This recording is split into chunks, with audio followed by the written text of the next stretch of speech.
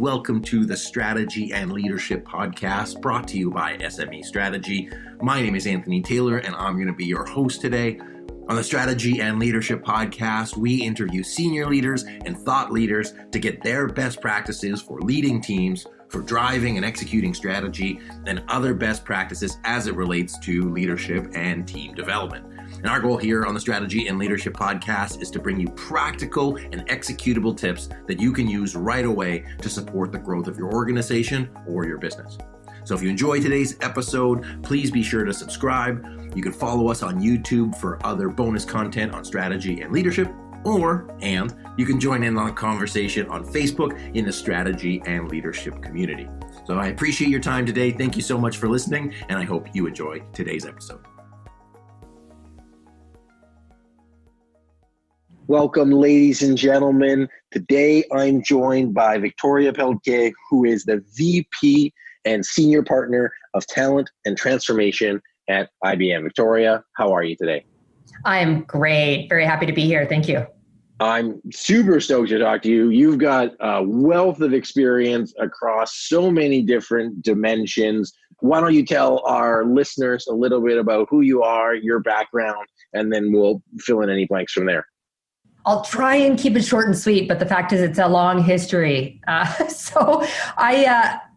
spent my entire career, quite frankly, in business to business, consulting, services, technology companies. So I don't know anything other than kind of the craziness of serving multiple masters and not just the constituents and stakeholders within an organization. I became an executive at age 24. That was my foray into the world of kind of B2B, from having sat inside large financial institutions running operations, where I came out into the world of outsourcing. Learned a heck of a lot about business at 24 as the COO and GM for a large BPO organization. And then have traversed since then, for those who might see my path on a LinkedIn or otherwise might think it isn't logical because it's all over the place, but it's always been a certainly non-linear path across multiple industries, but always serving business to business clients.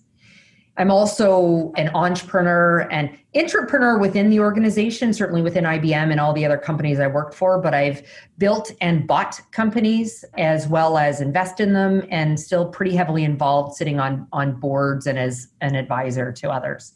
And then personally passionate about a lot of things. So diversity and inclusion ties directly into not only the work I do at IBM, but I've been very, very actively involved in that space for probably about the last 12 or 15 years. So that'll be, a big part of the work I do and the message I'm out there with. Spent a lot of time doing both public speaking and engagements, published author. Prior to moving back to the US, I was on national television in Canada. And then fitness fanatic, mom, wife, a million other things that I have passions outside of the office as well. Yeah, absolutely. No doubt keeping you busy, keeping you traveling, seeing a lot of the world, a fellow Canadian, but now, like you said, living in New York. Yeah, just really, really inspiring to see what you do because, obviously you have the, big working for one of the most well-known companies in the world, but also some of the work that you do on boards is super impressive as well. So I guess my first question is, what do you love most about your work right now? So the work that I lead for IBM is I'm not an internal practitioner, HR professional, talent professional. I lead the business that supports our clients with everything related to talent and workforce, change in culture. So it's been a really interesting year, right? Given COVID and, the new normal that's going to, come about. So I've spent, plus all the dynamics around social unrest, politically, the things that are happening. So what I'm loving about it is what I'm seeing are companies looking to do a couple of things that I actually thought would go a little bit on hold given COVID and the world. So one is around structural cost transformation. So companies looking at their shared service environments and, how they might not have had an appetite to outsource and transform some of those, but they're needing to reduce their costs, right? To adjust to the decline in revenue they've seen over this time. and or they're doing it because they've recognized the need to rapidly transform digitally, right? In what working in this virtual environment, creating consumer grade experiences for their end customers, for their employees. So it's been this rapid acceleration. Again, I thought it was going to, go on hold and we'd see it once we kind of got further past this place right now. And then the couple of other pieces around it is, those changes in the way we're transforming those parts of the businesses or businesses holistically is giving them cause to look at the way the work's done, how it's done, who does it. And so this whole kind of workforce optimization and looking at the skills for the future and planning ahead with them around what does that look like, right? That in several years from now, 50% of the roles created then don't exist today. So how do we help them bridge towards that? That stuff is all super exciting for me. Well, obviously, it's been a period of big transformation, and you're a transformation leader. And what I find interesting, just generally speaking, is that a lot of transformation, especially for innovative companies, is done from within. And this is one of those, at least in my career experience, rare instances where a lot of the transformation, be it social, be it technological, be it, consumer needs, economic, et cetera, is pushed from outside. And so, seeing how people are not only reacting to that now, but are going to react to that in the future and talk about, how that changes. I want to ask you, before I sort of ask your predictions of the world, for you to tell me what the future of HR or future of work is going to be. What do you see as you work within organizations when they aren't so willing to take on that transformation, where, what needs to be done isn't being done? And how do you approach that from a leadership perspective? How do you approach that from a strategy perspective? And how do you approach that from a people perspective? If that question made sense. Yeah. And so I'm in that situation right now where it's really interesting. There's a very large client that is recognized their need to transform. They've made a very large commitment to the street around how they're going to transform structurally, cost takeout, pretty significant numbers. And what's interesting is there's this kind of edict that's come down on high, right, from the CEO or in the C-suite. And now that it's starting to hit those various functional areas, what we're seeing is that, one, they weren't prepared for it. Again, I call it an edict for a reason. But even some of them feel, hey, are we going to be outsourcing our role? So there's a big push. And then, so they're looking at doing things in a really discrete, separate nature, right? So let's look at the technology. Oh, so hey, here, come and quote on what the technology is going to look like around this. 2, let's look at how do we standardize all of the processes and then look to outsource them. Oh, and by the way, we can't forget that there's some experience work that needs to be done and target operating models. So my message has been, but first and foremost, before all of this work starts underway, there needs to be a strategic alignment at the top. Let's be clear, you've committed a really large number to, out to the street. Let's be clear for each functional area. What's that driving? My message is there does not need to be a trade-off for customer or employee experience by doing the things needed to drive cost takeout, right? By standardizing, simplifying, automating, outsourcing. There does not have to be a trade-off for the employee experience in doing that. But to achieve those numbers, you need to be really bold in your thinking. And it's not the way you've been doing it in the past, right? So think about things like recruitment for high volume, but lower complexity type of roles. You can go to a near zero touch model, right? Where you source candidates, screen them, do aptitude tests, whatever you need to do, video interviewing, scoring assessment, all the way through to their checks, without anyone touching it. That's a very different model. So you need to then subsequently manage the change related to that. So that's the type of conversation you need to have. Going back to kind of, that whole challenger sale type approach versus, yeah, I can respond to all these discrete RFPs and tell you, but there's going to be throwaway work if you do that, and cost. It's going to be protracted. And ultimately, you're not going to drive the outcome you've committed to, nor quite frankly, should you be driving towards. So it sounds like from a leadership perspective, you see it, you see that big perspective, you see the need for alignment, you see, sort of what is required for the catalyst of transformation, and recognizing that doing it piecemeal will have additional costs. it's going to offset some of the benefit that you could potentially do.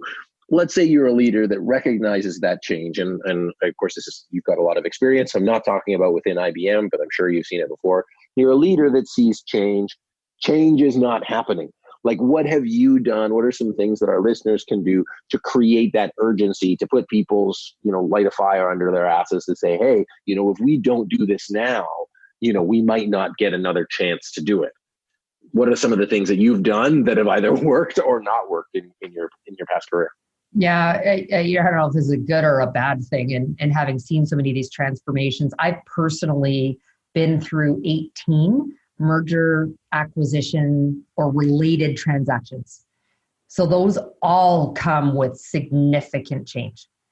Sadly, I've worn some not so fun titles or monikers, given the fact that I'm usually at the end of that, creating a lot of the operational target operating models and restructuring. There's always synergies when you're going through these activities. And so what I found in going through those is a little bit like what you just said. There needs to be completely, to the extent that you can, be open and transparent around this, right? With the team. Like, as you said, there might not be another opportunity. If we don't do this together, let's get everyone on the bus. Let's determine what we want the end state to look like, or someone's going to do it for us, right? And that alternative can be significantly worse. So let's get on. We need to get on the bus together here, guys. And sharing that. Even and I've been in many instances. I live by sort of this motto of no surprises with my team. I have no problem if they want to go and talk to my leadership, but please don't surprise me. I'm not talking about skip level leadership conversations. I'm talking around customer or operational issues, right? Like, let's always talk to whomever you want, but let's live by a motto of no surprise. But I try and do that with my team as well. So in the past, where I knew that something was coming down the pipe, and maybe even if I didn't have all the information, I was pretty transparent. And that, hey, if I'm reading the tea leaves, guys, this is what I'm seeing, right? So let's understand a little bit more around that, get us in the right, frame of mind for it, so that when the change comes, they don't feel totally like it's just been done to them and they were part of it along the journey. Mm-hmm. And it's like getting them along with that, because what I'm hearing out of what you say, and even just in our sort of pre-conversation, there's a lot of people, you can talk the talk, right? And you talk about openness, you talk about transparency, you talk about that stuff, but I really hear like a genuine, you have a sort of a no nonsense way of doing it, and you're not sort of trying to hype anything up, but you say, hey, I'm totally cool with this, just be real with me, I guess it is. Would you say that that's sort of how you approach your leadership and your team building, is just being real, calling it like you see it, and then allowing people to sort of engage with that conversation with you to make it more of a collaborative approach? Yeah, 100%. I learned a long time ago, sadly, by doing it the wrong way. Literally, I think probably because I became an executive at such an early age, I was insecure around that. And I felt this need to be all business all the time, kind of wear this stern mask and not show what was underneath it. And I failed miserably, right? People probably feared me versus respect or followership. And so I changed gears. And a lot of that had to do with around people do business, that with people they like and they trust, right? Therefore, they want to do business with. So for me, it's been around building a relationship based upon radical candor, right? If you've read Kim Scott's book where Sheryl Sandberg, gave her some really tough feedback, but because she cared, right? So for me, that's how I lead in all facets, right? So let's be open and transparent around what's happening, why it's happening. And quite frankly, even as people, we bring our whole selves to the office. Virtually now our home offices, but our whole selves, and that informs why we react the way we do sometimes. So I very much lead in that, sort of very open, very transparent, as much information as I'm possibly able to share to get people on board with it. That said, they also know for me, I sign a lot of my social media off with a couple of hashtags. One of them is no excuses. Right. So I've long since lived kind of by that. My kids hate it, but that's my motto. So what I heard, there was like an inflection point. So there's a lot of people, like I read somewhere that I think it's like 25% of people are like under like under like 30 or something. Like there's a lot of young people entering the workforce, and we can talk about again like the future of work and things like that. But it sounded like, especially as a young executive, there was some sort of inflection point where you're like, okay, I've been going about this, however I've been going about it. Was it an external force that you had a mentor or somebody that said, you know, Victoria, hey, I gotta like be honest with you, or did you just do the work on yourself? Like what drew about that change? Because I know as a business owner, as an individual, like I'm only as so good as I grow. And there's moments where I'm like, okay, I'm good. Like I just need to do more stuff. And then I realize that I stopped growing and stopped becoming better. So how did you realize that you needed to sort of make that change within yourself to be able to get to that next level of effectiveness? There were two things that came within a few months of one another, and probably in my mid to late 20s. And so I referenced this moniker that I had. I learned that my nickname was the Iron Maiden. Yeah. And initially I was like, oh, well, that's unfortunate, but I kind of like laughed it off. That was the first one. And I could chalk it up to the fact that actually at the time I heard it, I was going through one of those reorganizations and having to make some really tough decisions, laying off a ton of people. Like that's not fun. And, you know, what they didn't know is I was crying on the inside. Like it was hard to do that. And so again, I didn't do much with that initially, but a few months later, I came in one Monday and from the weekend and talking to one of my colleagues, and she's like, Victoria, what'd you do this weekend? And I was telling her about it. And I said, oh, I saw whatever, I don't even remember what the movie was, in the movie theaters. And I'm like, I was bawling. And she literally looked at me with complete like incredulousness and said, oh my God, Vic, I thought you'd be the type of person who laughed at people who cried at movies. And it crushed me because that it's actually not who I am. My best friend calls me Turtle, right? I do have a tough exterior. There's circumstances in my life, in my youth in particular, that caused a little bit of that protectionism in the walls. And so I'm a hockey player too. I can handle a lot, but the fact is I'm a complete marshmallow inside. Like I'm a highly emotional person. And so I realized that like, that's how people viewed me, right? Like, and I had to critically look at myself, and it wasn't a change overnight, but it was that second following the Iron Maiden comment, that second remark that caused me to realize like this isn't the type of leader I want to work for. It's not who I knew I was, but I had to shift gears. And it was hard. Like I want to leave your listeners with, again, it didn't change overnight. It was, you know, that whole thing, you have to do thing for a certain period of time before it becomes habit.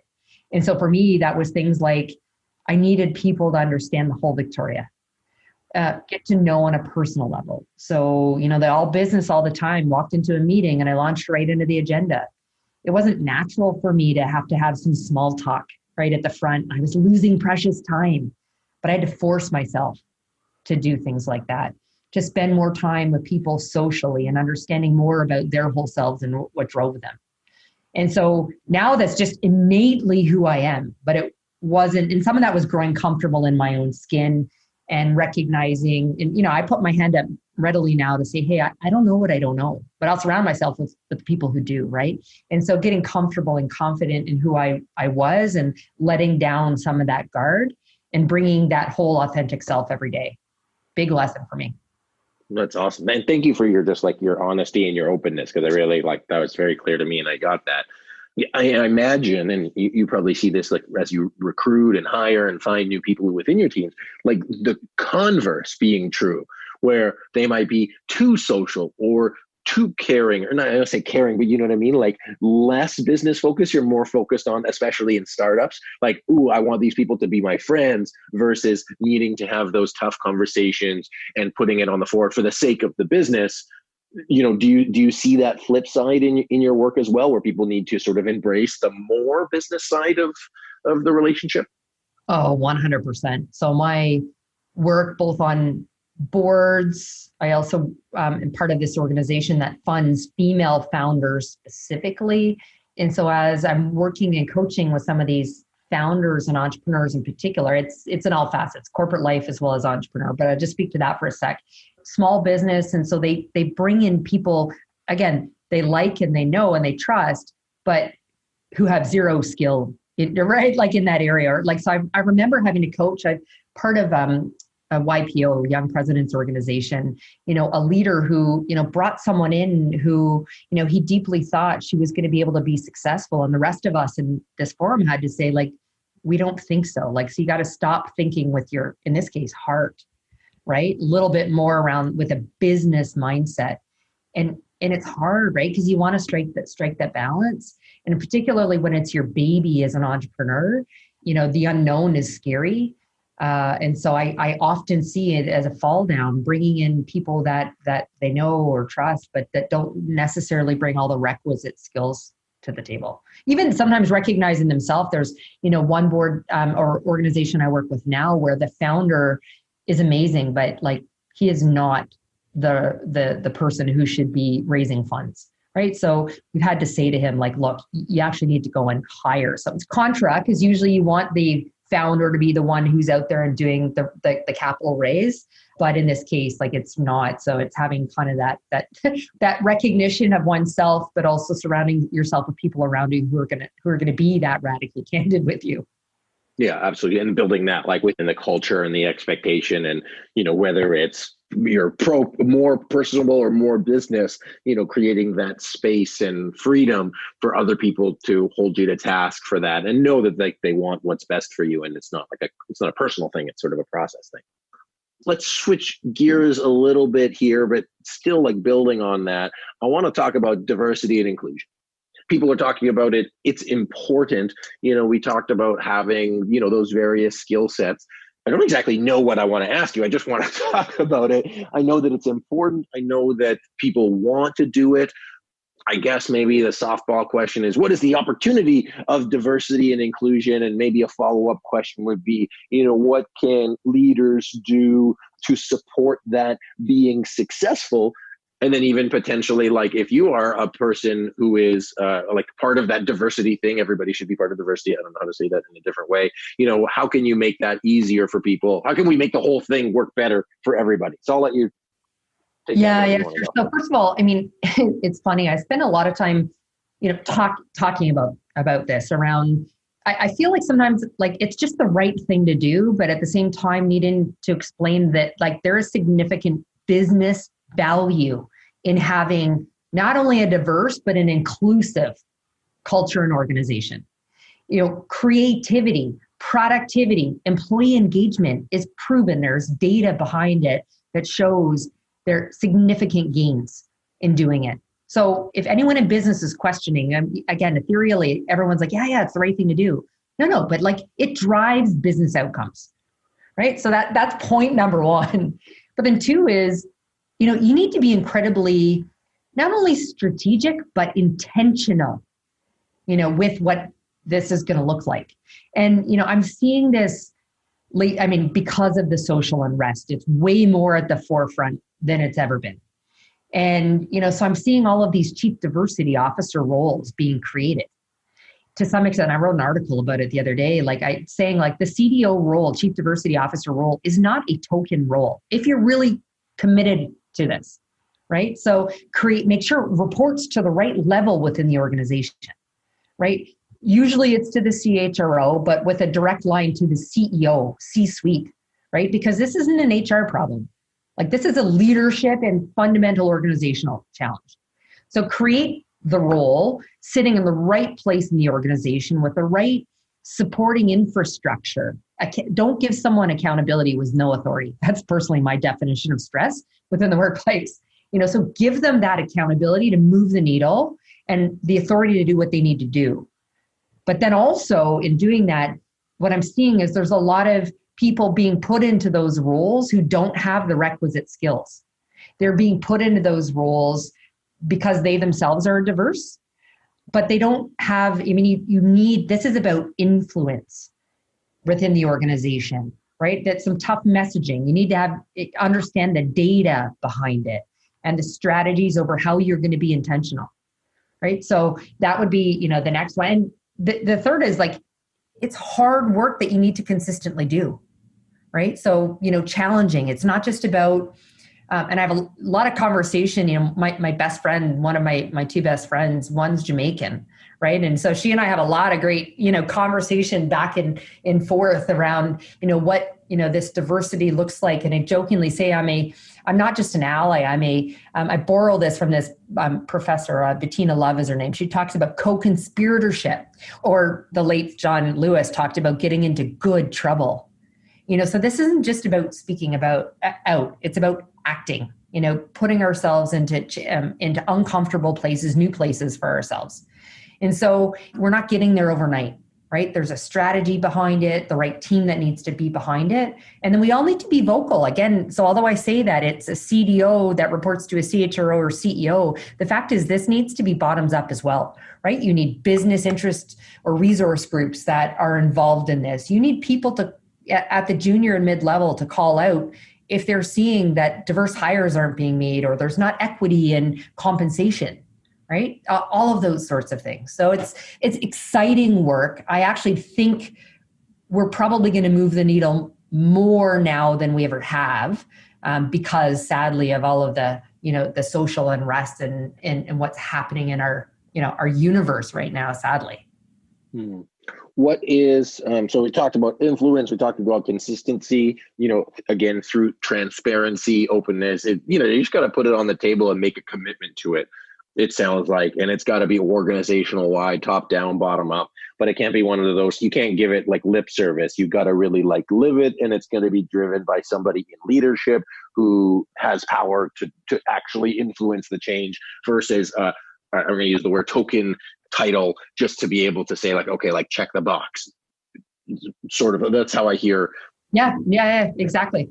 So last question on this topic anyways, what is the worst thing somebody can do as an organization in regards to diversity and inclusion? What is the one thing that they should avoid as they move that forward? And you alluded to, or you said specifically, don't put somebody in the wrong position without power. Is there anything else that they should avoid if they are really committed to moving that forward?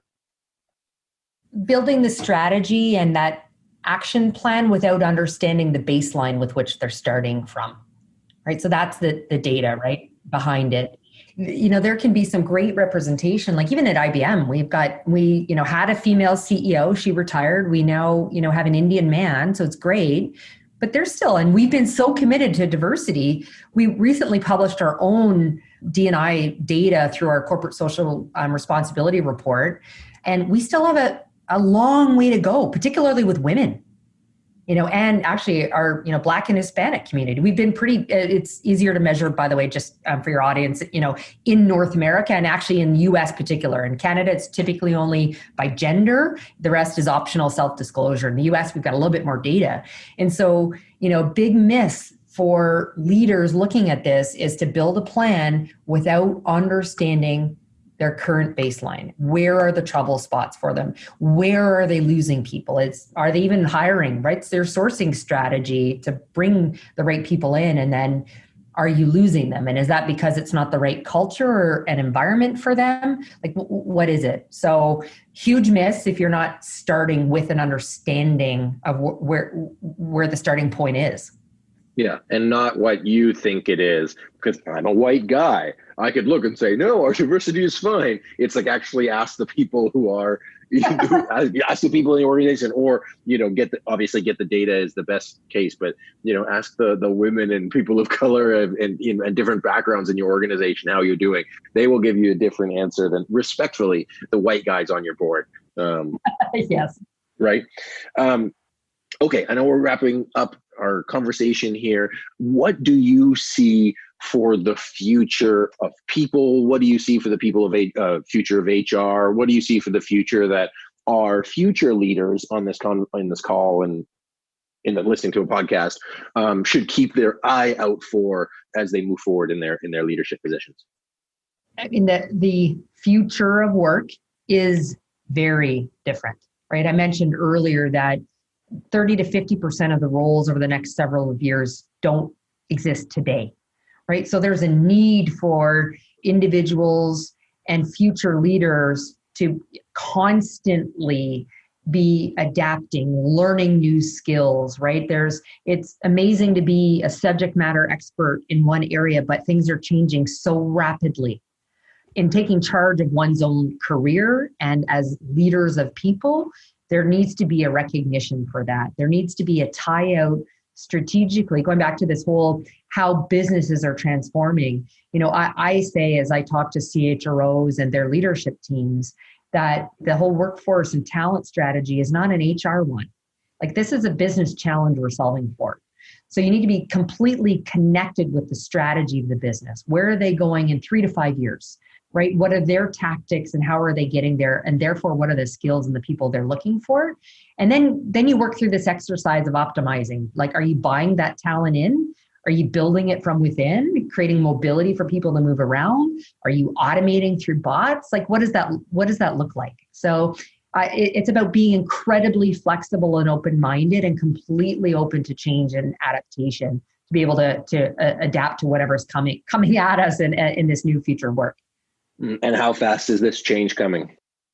Oh, it's imminent. Like I again, from this COVID times, I'm seeing an acceleration towards that. This whole modernization journey of systems, infrastructure, applications, and therefore the way the work needs to get done. These are 3 to 5 year journeys, for large corporate institutions to do that kind of change. That's how long we're talking about. But in some cases, there's some smaller scale stuff that happens over the course of 12 or 18 months, but substantially changed over the next few years. I can tell you, I've also been leading a lot of our return to the workplace, and I led our contact tracing, work as through COVID, and just the way people are thinking about who's even going to return to a physical workplace, and therefore how do we need to manage engagement, collaboration, innovation that usually happens, face to face. Like, all of that's changed now. And we're going to need to continue to adapt to that. If you think you as a business owner, like, it's so much better to sit in a boardroom and read the body language versus just seeing the small square through a Zoom or a WebEx, right? That's changing now. Absolutely. Well, it's interesting for organizations of all size, but to know that, some change is happening slowly, some change is happening quickly, but especially for those bigger organizations, you have so much to change if you want to change it right. Like the amount of integration and the speed at which you do things. Like, I would bet that most organizations, are not prepared to be proactive for this change. And I think the reactivity is going to send ripples through the waves of boardrooms everywhere, because it's not going to be an option anymore. It's going to be a must, and some are just going to they're going to miss the boat on it. So I really appreciate you, Victoria, just giving us the straight goods about all of this, especially on, just making a difference in the lives of people. And again, for our leaders on the call, for them to sort of recognize in themselves, not only how they can step into their leadership now and what needs to happen for them to do that, but also for them to be aware of how they can be of increasing value in the future, not just for themselves, but for the communities that they operate in. And that's what I got from our conversation today. Awesome. Thank you. I'm really glad that you had me on. Thank you. Yeah, you're so welcome. Where can people get a hold of you? Where can they get your book? Where can they get in touch? My book is called Unstoppable. So you can find it on Amazon or through my personal website, which is victoria-peltier.com. But I also have a very large following. I'm actually IBM's #1 social seller, given the way I engage with my network on LinkedIn. So feel free to find me there, just Victoria Peltier. That's fantastic. Victoria, it's been such a pleasure chatting with you today. Thank you so much for the time. Thank you. Ladies and gentlemen, my guest today has been Victoria Peltier, who is the VP and Senior Partner of North American Talent and Transformation at IBM. Thank you so much, Victoria, for joining us. My name is Anthony Taylor. This has been the Strategy and Leadership Podcast. Thanks so much for joining us. If you've got somebody in your network that would appreciate this podcast, be sure to send it to them and like and share. And thanks again. Until next time. Thank you for joining us on today's episode of the Strategy and Leadership Podcast. If you're in the process of renewing your strategic plan and you're looking for a framework to align your team and to create a clear vision, clear goals, and a clear roadmap on how to get there, Be sure to check out our signature course that will walk you through the process that we've used to create hundreds of strategic plans successfully for organizations all over the world. You'll get instant access to all the videos and documents right away. And so whether you're planning a strategy session in 3 months, 3 weeks, or 3 days, you'll be able to get the most out of your meeting and have everyone be on the same page and bought into your plan. It's the exact same framework that we've used for our clients, and we've packaged it in a way that you can use it easily yourself. So visit SMEstrategy.net/course, and you can use the code podcast for $100 off. That's SMEstrategy.net/course, and use the code podcast for $100 off, and you'll get instant access to all of the tools to help you create your strategic plan successfully and have everybody moving forward on the same page. Once again, this is Anthony Taylor with the Strategy and Leadership Podcast. Thanks so much for joining us, and we'll see you real soon.